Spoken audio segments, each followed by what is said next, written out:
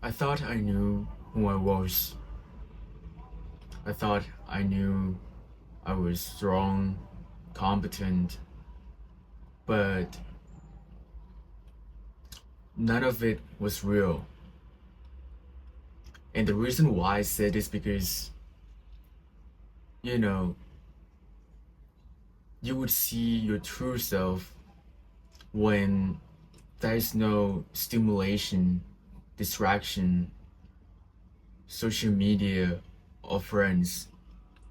When you were alone in the middle of the night, in solitude, and actually sitting with yourself, you would feel something inside you, the void. And that is what I feel. People see the version of you differently. You know, your first friend probably see you, I don't know, courageous, and another friend probably perceives you as, you know, a person who is not good at sport. Like, they view you differently. Not because you have like a, different persona or anything, but it is actually deception, I would say. You have never asked yourself who you actually are, and you will know who you are when you sit alone, when there's no noise of the cars in front of your house, nobody's talking, just you and silence. It is really hard to sit with it, it is not easy at all. That's why people just try to be distracted by entertainment, like, because nowadays it's so easy. Even if you have no one to talk to, at least you can just doom scroll, right? And you just have fun and enjoyment. Or you can just go to Netflix and watch a bunch of series, dramas, right?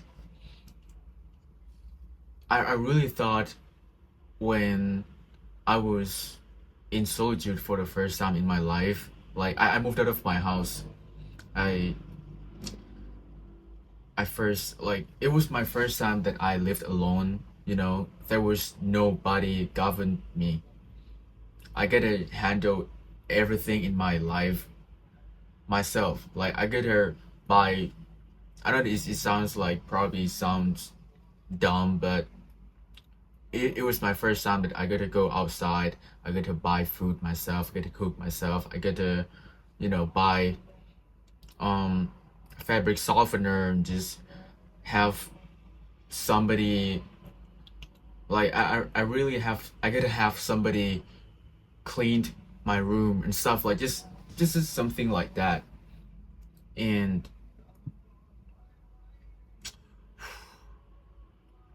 that is the first time that, like, I thought that I was strong because I didn't depend on anyone, but at the time I was extremely distracted. Like I went to the gym every day, and and I would go to the gym with a bunch of my friends who would uh have a very long session there.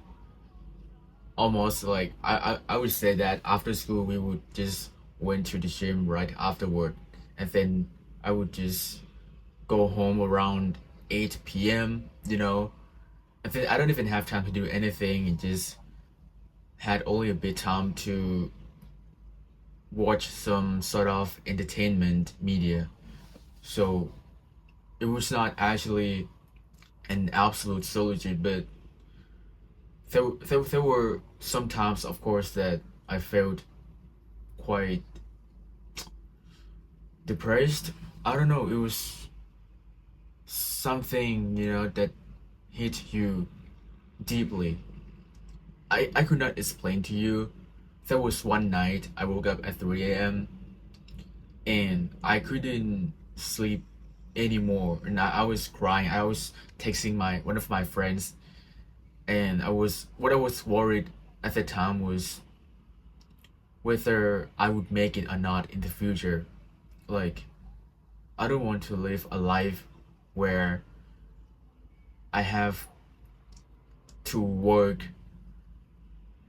under a corporation that I don't even want to go to work. I even hate my job and stuff. Like, that is my nightmare. That's why I was really depressed, but not actually, but just, it was quite tragic. But this time it is different. This time it is real. I have discovered who I actually am and what I lack. It is really hard to stay alone. I For some people it might have been easy since they have lived alone for their entire life and stuff, but I have always had someone, whether my family, my friends, or my partner who I just broke up with. Yeah, and the impact had left me to feel something deep, the part where I didn't know it existed until now. You really have to have some moments with yourself. Like, I don't know if you just do activities with people, you wouldn't actually feel, you wouldn't actually discover who you are. Let me put it this way. It is really hard, because once, even though you just hung out with your friend today, right? And then once you came home, of course, I know that you probably would spend time alone, but your life would still be fine. There's nothing threatening you to think about the self. That is why I don't think that that is the way that you should think that, oh, but every night I spend my time alone. That's not the case. Like, you gotta actively spend your time alone. The majority of the time you just try to be isolated for a while. Like, I don't know, at least, I don't know, a few weeks or probably better, like a month, just so that you can know who you actually are. Like, you would never discover this even when you have an experience with a breakup. Trust me, because like after a breakup, right, you probably will start going to the gym, or like hanging out with friends more, or probably start going back to church with family, right? So you're quite distracted. I'm not saying that you should not do that. Absolutely, you can do, but when you replace every time gap that you used to have with your partner with something else, and you wouldn't just you would not have time to actually discover yourself, really. If you have, like, if you stay, like, if you're surrounded by a bunch of people, let me put it this way, you gotta stay alone, just try to think what just happened and what do you feel, and just feel it, even if it is painful, and if you want to cry, just cry it out. Because if you were to suppress it, it would just, you know it will just get worse. Like over time, it will compound, and at the end of the day, it will backfire. Like you thought that, oh, I don't cry, or like I try to suppress it because I'm strong, so I'm strong. That is not how it works. Like actually, you just really need to feel it so that you can discover, you know, the reason why you felt that way and overcame it properly so that you would not become depressed. I really thought I was capable and independent, you know, I was super, like, at least like quite intelligent, but once I have had time to sit with myself, it's actually not that at all. Like I happened to see my flaws, and it is a big one. Like that, like it's a big one. In fact, I knew that it existed in the past, like long ago, but it didn't seem to matter when you you were just like a teenager, right? You just try to discover yourself. You didn't even know anything in life. You just live under passive conformity, right?